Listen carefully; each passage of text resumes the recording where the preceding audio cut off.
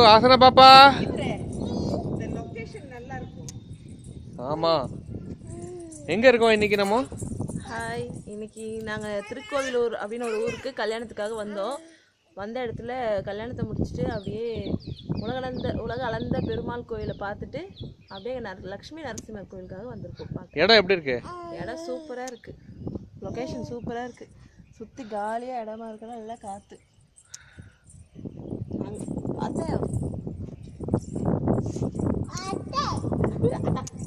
உலகளந்த பெருமாளை பார்க்க வந்தோம். அப்படியே ஆஞ்சநேயரை பார்க்குறோம், லக்ஷ்மி நரசிம்மரை பார்க்குறோம்.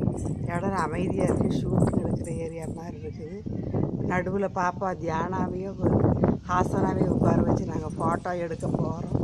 சூப்பராக காற்று அடிச்சுட்டு ஃபேண்டாஸ்டிக் லைஃப். ஐஸ்கிரீம் தான் மிச்சத்தை பேசுவாங்களாம்.